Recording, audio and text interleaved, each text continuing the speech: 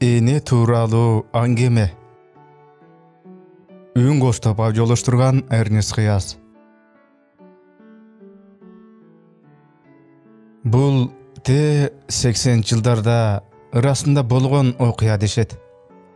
Бир аял жаш кезинде эле күйөөсү каза болуп, 4 баласын өзү багып өстүрүүгө, алардын нан ашы үчүн өзү аракеттенүүгө туура келет. А кезде улуу баласы 11-ге да чыга элек болчу.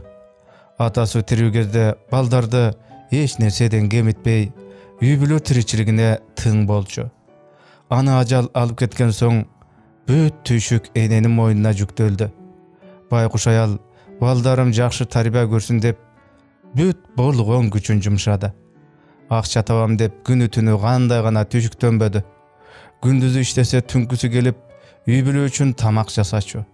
Түн жарымда чарчагандыктан көзүн ушалап уктап кетип, анан таң камал туруп балдарга тамак бышырып, аларды кийинтип, мектепке узатып, анан алардын амандыкта келишин жол карап күтүп, айтор балдардын камын көрүп эле басып жүрчү. Алардын чырпыктай болуп өсүп келе жатканын көрүп эле эне байкуш балдардын келечеги үчүн баарына даяр эле. Мезгил зымырап өтө берди. Эне убактысын, ал күчүн, мээнетин балдарына бүт бойдон арнап, айлар, жылдар зуулдады. Атүгүл балдары биринен сала бири тирелип, бой жеткен чакта деле эне аларга кам көрүнү улантып, билим алууларына, нан таап багууга, анан калса алар үчүн жумуш таап берип, алган эмес балдарынын баарын баягыдай эле өзү бакчу. Убакыт өтүп, аялы 60-тын кырына чыкканда, балдары өзү менен өзү болуп, эне байкуш жалгыз калды. Балдар үчүн уйкусуз өткөргөн түндөр, тыным билбеген жумуш, күндүзү түнкүсүн ысыкта суукта балдарым деп түйшүктөнгөн менен ошонун айынан ден соолугу начарлап, акырында баса албай калды. Балдары баары чогулуп кеңешип, кезек-кезеги менен карамай болду. Мезгил өткөн сайын анын саламаттыгы начарлап, сүйлөй албай тилден да калды. Келиндер көп учурда ага орой сүйлөп, анын көңүлүн муздаткан, таарынткан кептерди айтып, кыскасы ошонун баарын эне ичине жутуп, ичкергенден ичкере берди.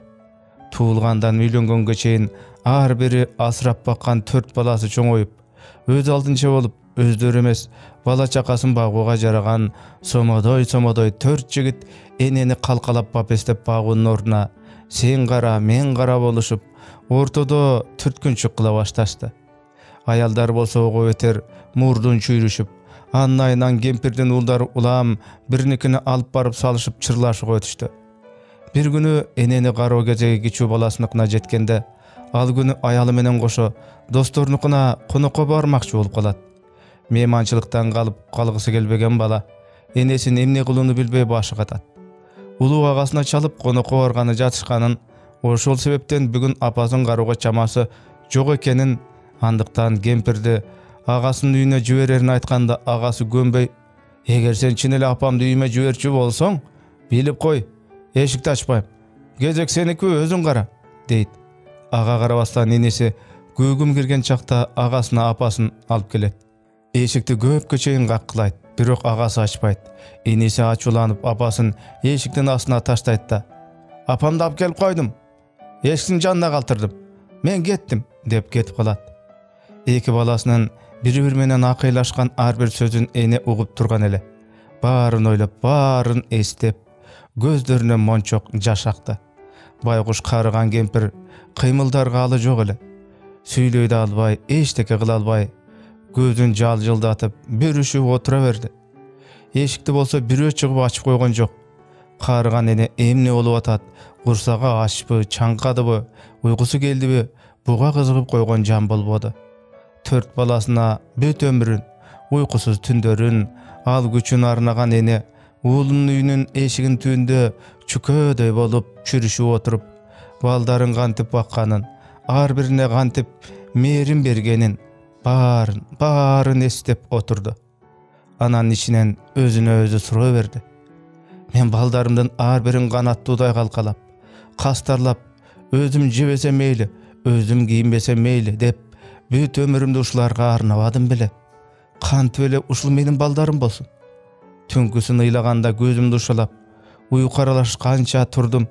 Su içem dese su, nan jeyim dese nan berip kançalagan tündü uykusuz ötkürdüm. Baldarım kuwansa, özümde bala bolup kuwanıp, alar orup kalsa büt jan dünem koşo orup, sanarkaganımçı. O wagt degen göz açıp jumgança öttü da ketdi. Ahırında mıntip жалгыз kaldım. Suuka denem çeyrigip üşüp, kursagym açıp, kokoloy başım menen mıntip özüm menen özüm oturam. Oşentip taң da atты. Ertemenen oğlu eşikti açtı.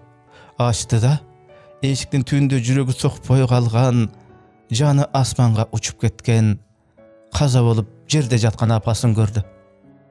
O buradarlar, atany, eneni sıylagla.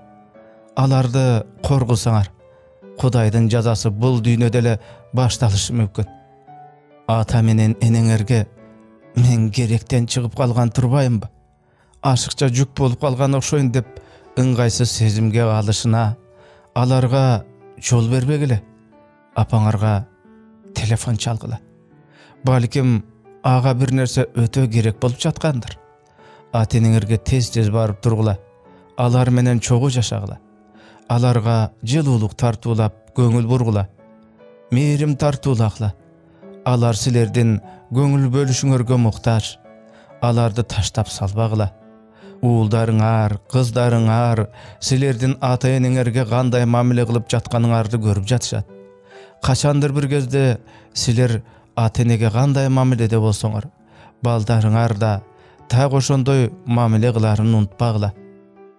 Kur'andın İsra surесинин 23 ayatında mıntıp aytylgan: Ata-enege jakşı mamile kılgıla. Alarga çuňardy keltirip, uf dep üşkürüp zirkildebegile. Alarga sılyk bolup, jakşı sözlerdi süýlegile.